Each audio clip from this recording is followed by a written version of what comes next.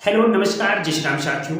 आज हम बात करने वाले हैं प्रारब्ध क्या है। जी हाँ, आज हमारा विषय है प्रारब्ध क्या है।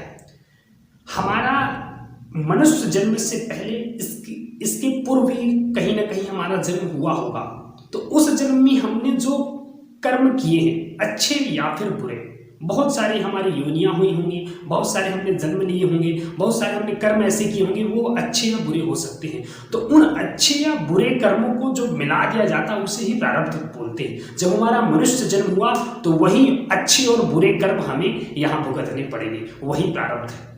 जैसे प्रारब्ध को मैं सही मायने में दिया आपको समझाऊं एकदम छोटे से शब्दों में, तो प्रारब्ध में आपके माता पिता वो आपको प्रारब्ध के द्वारा ही मिले हैं। आपके भाई, आपके बहन, आपके चाचा, आपके आसपास के जितने भी लोग हैं वो सब प्रारब्ध है। अब पूछिए कैसे? मैं आपको अच्छी तरीके से समझा रहा हूँ प्रारब्ध क्या क्या होता है और कैसे। बहुत सारे लोगों को आपने देखा होगा, छोटी सी बात बताता हूँ। जैसे आप बहुत सारे ऐसे संतों को देखे होंगे कि उन्होंने इतने अच्छे तरीके से भक्ति करते हैं, पूरी प्रभु की भक्ति में लीन है, लेकिन तब भी उनके जीवन में संकट है, या फिर वो जैसे बहुत सारी ऐसी बीमारियों से घिरी हुई, जैसे मैं कहूँ कैंसर जैसी बीमारियों से घिरी हुई। ऐसा क्यों आखिरकार? क्योंकि वो तो इस जन्म में अच्छी भक्ति कर रहे हैं सारी चीजें, लेकिन उनके द्वारा जो पूर्व कर्म रहे होंगे तो उनको इस जन्म में आके भुगतना पड़ेगा। ये होता है प्रारब्ध। जी हाँ, आपके अच्छे या बुरे कर्म आपको यहाँ आके भुगतना पड़ेगा।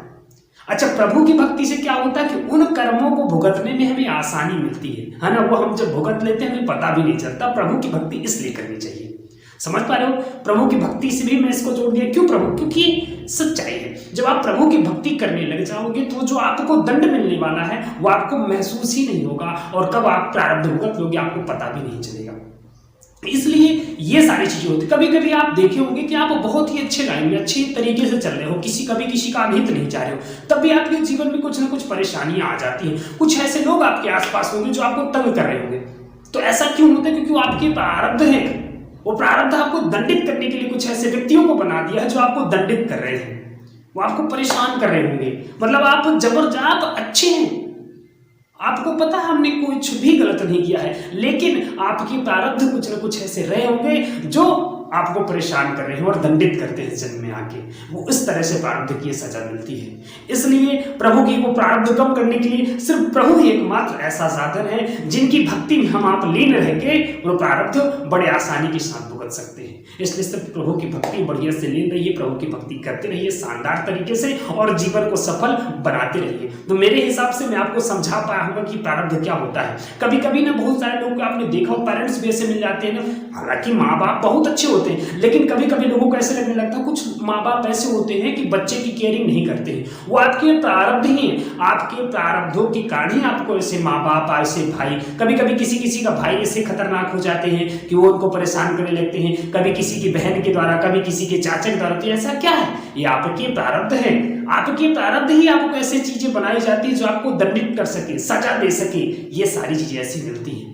अगर हमारे अच्छे कर्म होते तो हमको जो मैंने आपको बताया ना कि जो आप हमारे माँ बाप, भाई बहन, ये सारी चीजें हमको प्रारब्ध के द्वारा ही मिलती है। हमारे जो कर्म होते हैं वही कर्म जोड़ के हमारे आसपास ऐसी चीजें भेज दी जाती हैं जो हमें अच्छा या बुरा मतलब हमसे करवाती रहती है ना। लोग दंडित करने वाले हमें मिल जाते हैं, या फिर लोग हमारे साथ अच्छा कर। कभी कभी ऐसा आप ही हुआ होगा कि अनजाने में, या फिर बहुत जैसे मान लीजिए कभी कभी बहुत सारे लोग की पारिवारिक लोग अच्छे नहीं होते, लेकिन आसपास के लोग उनको इतने अच्छे लोग कुछ मिल जाते हैं जो उनके साथ बहुत अच्छा करते हैं। तो वो भी आपका प्रारब्ध है।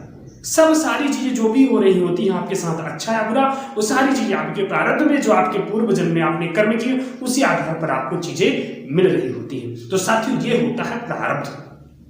तो प्रारब्ध को अच्छे तरीके से भुगतने के लिए प्रभु की भक्ति करते रहिए और बढ़िया से भक्ति में लीन रहिए और जीवन का आनंद लीजिए, खुश रहिए, मस्त रहिए। ठीक है? तो यदि वीडियो अच्छी लगी हो तो हमारे चैनल को लाइक और सब्सक्राइब जरूर करिएगा। और यहाँ तक वीडियो देखने के लिए आप सभी साथियों का बहुत बहुत धन्यवाद। जय जय श्री राम।